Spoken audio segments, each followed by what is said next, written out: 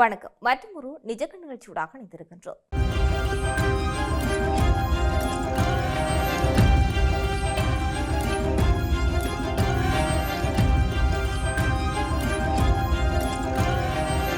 இத்தளத்தில் மிக குறைந்த கட்டணத்தில் விளம்பரம் செய்திட இன்றே தொடர்பு கொள்ளுங்கள். மத்திய கிழக்கில் அமெரிக்கா மற்றும் இஸ்ரேல் இணைந்து ஈரான் மீது நடத்திய தீவிர ராணுவ தாக்குதலுக்கு பின்னர் உருவெடுத்துள்ள போர் பதற்றம் இன்றும் பிராந்திய பாதுகாப்பையும் உலகளாவிய அரசியல் ஸ்திரத்தன்மையும் பெரும் கேள்விக்குறியாக மாற்றியும் இருக்கின்றது. இந்த நிலையில் தற்போது தொடங்கியுள்ள மோதல் அமெரிக்க ஜனாதிபதி டொனால்ட் ட்ரம்பின் பதவிக்காலம் முடியும் வரை தொடர்ந்து நீடிக்கக்கூடும் என ஈரானிய மூத்த ராணுவ அதிகாரி ஒருவர் தெரிவித்திருப்பது சர்வதேச அரசியல் அரங்கிலும் பிராந்திய வல்லரசுகளின் மத்தியிலும் பெரும் பரபரப்பையும் ஆழ்ந்த கவலையையும் ஏற்படுத்தி இருக்கின்றது. ஈரானின் இஸ்லாமிய புரட்சிகர காவல்படை முக்கிய தளபதியும் ஈரானிய உச்ச தலைவருமான மொஜ்தபா கமேனியின் மிக நெருங்கிய உதவியாளருமான முகமது ரோசா நக்தி அமெரிக்காவின் பிரபலிய ஊடகம் ஒன்றுக்கு அளித்த பிரத்யேக நேர்காணலில் இந்த கருத்துக்களை மிகவும் தெளிவாக வெளிப்படுத்தியும் இருக்கின்றார். போர் நீடிக்கும் ஒவ்வொரு நாளும் ஈரானுக்கு ராணுவ ரீதியாகவும் வியூக ரீதியாகவும் அதிக அனுபவத்தையும் பாடங்களையும் தருகின்றது என்பது அவர் இங்கு சுட்டிக்காட்டியும் இருக்கின்றார். அமெரிக்கா போரை ஒரு நவீன வல்லரசுடன் எவ்வாறு திறம்பட போரிடுவது என்பதை கடந்த 5 மாதங்களில் ஈரான் முழுமையாக கற்றுக்கொண்டுள்ளது என்றும் இந்த போர் நீடித்தது வரைக்கும் தங்கள் களத்தில் புதிய உத்திகளையும் கற்றுக்கொண்டே இருப்பது என்று அவர் குறிப்பிட்டும் இருக்கின்றார். இதன் மூலம் அமெரிக்கா மற்றும் இஸ்ரேலின் ராணுவ நடவடிக்கைகளை ஈரான் உன்னிப்பாக கவனித்து அதற்கு இணையான எதிர்வியூகங்களை அமைத்து வருகின்றது என்பது தெளிவாக புலனாகின்றது. அமெரிக்க அதிபர் டொனால்ட் ட்ரம்பின் தற்போதைய பதவிக்காலம் 2029 ஜனவரி 30 வரை நீடிக்க உள்ளது. இந்த சூழலில் ட்ரம்பின் ஆட்சி முடியும் வரை போரை நீடிப்பதே ஈரானின் முதன்மை நோக்கமாக என்ற கேள்விக்கு நக்தி மிகவும் ஆழமான ஒரு விளக்கத்தை அளித்தும் இருக்கின்றார். ஈரானின் நோக்கம் வெறும் காலத்தை கடப்பது அல்ல, நேரத்தை வீணடிப்பது அல்ல, மாறாக ஈரான் மீது மீண்டும் ஒரு தாக்குதலை நடத்த நினைக்கும் எந்த ஒரு எதிரிக்கும் அதற்கான அவர்கள் செலுத்த வேண்டிய விலையையும் சந்திக்க வேண்டிய விளைவுகளை மிகவும் கொடூரமாக இருக்கும் என்பதை உணர்த்தும் அளவிலான ஒரு வலுவான தடுப்பு சக்தி உருவாக்குவதே ஆகும் என்று அவர் தெரிவித்துள்ளார். நீண்டகால போரினால் ஏற்படும் பொருளாதாரம், அரசியல் மற்றும் இராணுவ இழப்புகளை எதிரிகளால் தாங்க முடியாது என்ற கணக்கீட்டின் அடிப்படையிலே ஈரான் தனது நீண்ட போர்க்கால மூலோபாயத்தை வகுத்து வருகின்றது.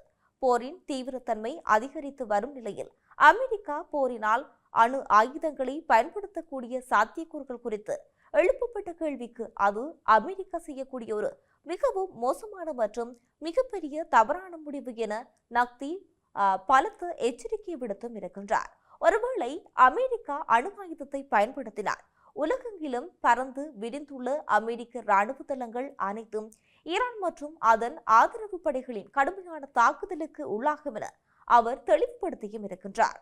அதேவேளையில் ஈரான் தனது தற்காப்புக்காக அணு ஆயுதத்தை உருவாக்க பரிசீலிக்கின்றதாக என்ற கேள்விகள் ஈரானுக்கு அணு ஆயுதங்களை உருவாக்க வேண்டிய அவசியம் தற்போதைக்கு இல்லை என அவர் திட்டவட்டமாக குறிப்பிட்டுள்ளார். ஈரான் தனது இராணுவ வலிமைக்கு ஏவுகணைகள் மற்றும் ட்ரோன்களை மட்டுமே முழுமையாக நம்பியிருக்கவில்லை என்றும் குறிப்பிட்ட நக்தி நாட்டின் தற்காப்பு திறன் மற்றும் ஆயுத கிடங்கு குறித்து சுவாரஸ்யமான தகவல்களை பகிரங்கமாக வெளிப்படுத்தியுள்ளார். போர் பல ஆண்டுகள் நீடித்தாலும் போரின் இறுதி நாள் வரை ஈரானிடமிருந்து எதிரிகளை நோக்கி ராக்கெட்டுகளும் ஏவுகணைகளும் ஏவப்பட்டு கொண்டே இருக்கும் என்று அவர் உறுதியாக தெரிவித்துள்ளார். மேலும் ஈரான் தினமும் போர்க்களத்தில் பயன்படுத்தப்படும் அல்லது ஏவுகின்ற ஏவுகணைகளின் எண்ணிக்கையை விட நாட்டில் தொழிற்சாலைகளில் தினமும் புதிதாக உற்பத்தி செய்யப்படும் ஏவுகணைகளின் எண்ணிக்கை மிகவும் அதிகம் என்ற முக்கிய தகவலையும் அவருக்கு வெளிப்படுத்தியும் இருக்கின்றார். இதன் மூலம் நீண்டகால போருக்கு தேவையான தளவாட சப்ளை செயின் மற்றும் உற்பத்தி உள்கட்டமைப்பு ஈரான் மிகவும் வலுவாக வைத்துள்ளது என்பது இங்கு புலனாக தெரிகின்றது. இதனிடையே மோதலை தீவிரமான முடிவுக்கு கொண்டுவர அமெரிக்காவுக்கும் ஈரானுக்கும் இடையே நடைபெற்ற தூதரக ரீதியிலான பேச்சுவார்த்தைகளில் இதுவரை எவ்வித குறிப்பிடத்தக்க முன்னேற்றமும் ஏற்படவில்லை என்பது கவலையளிக்கும் விடயமாகும். கடந்த ஜூன் 17 அமெரிக்க அதிபர் டொனால்ட் ட்ரம்பும் ஈரான் ஜனாதிபதி மசூத் பெசஸ்கியனும் இணைந்து போரை முடிவுக்கு கொண்டுவர நோக்கிலுடன் ஒரு வரலாற்று சிறப்புமிக்க 14 அம்ச உடன்பாட்டில் கையெழுத்திட்டனர். ஆனால் அந்த உடன்பாடு எட்டப்பட்ட சில வாரங்களிலே ஜூலை 8 அந்த ஒப்பந்தம் முடிவுக்கு வந்துவிட்டதாக டொனால்ட் ட்ரம்ப் அறிவித்தும் இருந்தார். அமெரிக்கா தனது தொடக்க கால உறுதிமொழிகளையும் நிபந்தனைகளையும் மீறி செயற்படுவதாக குற்றம் சாட்டி ஈரானும் அந்த ஒப்பந்தத்தை செயற்படுத்துவதை உடனடியாக நிறுத்தியது. இதனால் போர் நீடிக்கும் காலம் மற்றும் அமெரிக்க ஈரான் இடையிலான அடுத்த கட்ட பேச்சுவார்த்தைகள் குறித்து தொடர்ந்தும் பதற்றமான சூழலே நிலவிக் கொண்டு வருகின்றது. அமெரிக்கா மற்றும் ஈரான் இடையிலான இந்த போர் நீடிப்பு வெறும் இரு நாடுகளுக்கு இடையிலான மோதல்கள் மட்டுமல்ல, அது முழு மத்திய கிழக்கு பிராந்தியத்தின் மேலாதிக்க போராகவும் உலகளாவிய பொருளாதாரத்தின் அதிர்வெளிகளாகவும் உருவெடுத்துக் கொண்டு இருக்கின்றது. மத்திய கிழக்கு பிராந்தியத்தில் தொடரும் போர்ச்சூழல் உலகளாவிய கச்சா எண்ணெய் விநியோகத்தை நேரடியாக பாதிக்கும் அபாயத்தை கொண்டுள்ளது. பாரசீக வளைகுடா மற்றும் குறிப்பிட்ட பகுதிகளில் ஏற்படும் பதற்றம் எண்ணெய் கப்பல்களின் போக்குவரத்து முட்டுக்கட்டியாக அமைந்தும் இருக்கின்றது. ஈரான் போன்ற ஒரு நாடு நீண்டகால போருக்கு தயாராகும் போது அது உலகளாவிய எரிசக்தி சந்தையில் விலையேற்றத்தையும் பணவீக்கத்தையும் உண்டாக்கும்.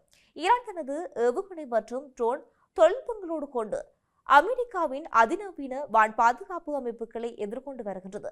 கடந்த 5 மாதங்களில் அமெரிக்காவின் அவர்கள் போராடும் முறைகளையும் ஈரான் கற்றுக்கொண்டுள்ளதாக கூறுவது எதிர்காலத்தில் ஆளில்லா வாகனங்கள் மற்றும் புதிய வகை ஏவுகணைகளின் பங்கு எந்த அளவு போர்க்களத்தை தீர்மானிக்கும் என்பதை சுட்டிக்காட்டுகின்றது. ஜூன் 14 எட்டப்பட்ட 14 அம்ச உடன்பாடு முறிந்த பிறகு இரு நாடுகளும் இடையே நம்பிக்கையற்ற சூழல் உச்சத்தை எட்டியுள்ளது. சர்வதேச அமைப்புகளின் தலையீடு, ஐநா சபையின் அமைதி முயற்சிகளும் இங்கு பலனளிக்காத நிலையில் காணப்படுகின்றது. எந்த ஒரு தூதரக பேச்சுவார்த்தையும் இல்லாத நிலையில் இரு தரப்பும் ராணுவ ரீதியிலான அழுத்தங்களை மட்டுமே நம்பியிருப்பது தற்செயலாக ஒரு மிகப்பெரிய உலக போருக்கு வழிவகுக்குமோ என்ற அச்சத்தை உலக நாடுகளிடையே விதைத்தும் இருக்கின்றது. அமெரிக்கா மற்றும் இஸ்ரேலின் கூட்டு தாக்குதலுக்கு பிறகு ஈரான் தனது ராணுவ வலிமையையும் உற்பத்தி திறனையும் தளரவிடாமல் காட்சிப்படுத்துவதும் மத்திய கிழக்கில் அமைதி திரும்புவது அண்மைய காலத்தில் சாத்தியமில்லை என்பதையே சுட்டிக்காட்டிக் கொண்டு இருக்கின்றது. ட்ரம்பின் பதவிக்காலம் முடியும் வரை போரை எதிர்கொள்ள ஈரான் தங்களை ஆயத்தப்படுத்திக் கொள்வது பிராந்தியத்தில் இரு நீண்டகால போராக பொருளாதாரத்தை நிலையில் தன்மையை நிறுத்துவதாக சொல்லப்படுகின்றது. எதிர்காலத்தில் அமெரிக்காவின் நகர்வுகளும் சர்வதேச சமூகத்தின் தூதரக அழுத்தங்களுமே இந்த போர் மேலும் தீவிரமடைவதை தடுக்குமானது மத்திய கிழக்கில் மேலும் ஒரு நீண்டகால பேரழிவுக்கு தள்ளுமா என்பதை தீர்மானிக்கும். இந்த மத்திய கிழக்கில் தொடரும் இந்த போரானது அமெரிக்கா ஈரான் மோதலானது பிராந்திய வான்வழி போக்குவரத்து மற்றும் கடல்சார் வர்த்தக பாதைகளில் முன்னெப்போதும் இல்லாத அளவு மிகப்பெரிய அச்சுறுத்தலை ஏற்படுத்தியும் இருக்கிறது. குறிப்பாக வளைகுடா பிராந்தியத்தின் வான்வெளிகள் ராணுவ ஏவுகணைகள் மற்றும் ட்ரோன்களின் நடமாட்டத்தால் ஆபத்தான மண்டலமாக மாறியும் இருக்கின்றது. சர்வதேச சிவில் விமான போக்குவரத்து நிறுவனங்கள் தங்கள் வணிக பயண பாதைகளை முற்றிலும் மாற்றியமைக்க வேண்டிய கட்டாயத்தில் தள்ளப்பட்டும் இருக்கின்றன. ஹோர்முஸ் நீரிணையில் முக்கியமான கடல் வர்த்தக பாதைகளில் பாதுகாப்பு சூழல் நிலவுவது உலகளாவிய சரக்கு கப்பல் போக்குவரத்தையும் விநியோக சங்கிலிகளையும் கடுமையாக பாதித்தும் இருக்கின்றது. இதன் காரணமாக ஆசிய மற்றும் ஐரோப்பிய நாடுகளுக்கு இடையில் வர்த்தக செலவுகள் பல மடங்கு உயர்ந்து உலக நாடுகளின் பொருளாதாரம் வளர்ச்சியை பெறும் மந்த நிலைக்கு தள்ளும் அபாயம் உருவாகி கொண்டு இருக்கிறது.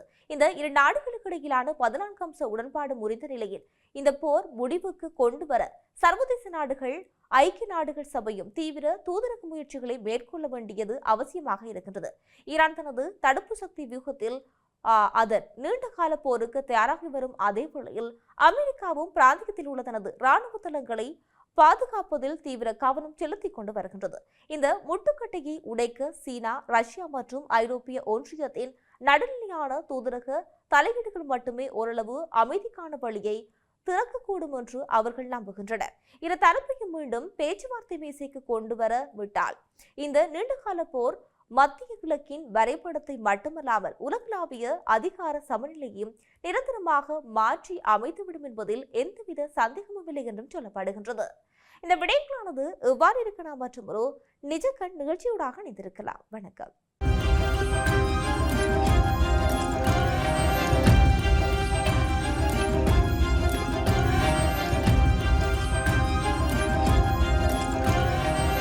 இத்தளத்தில் மிக குறைந்த கட்டணத்தில் விளம்பரம் செய்திட இன்றே தொடர்பு கொள்ளுங்கள்.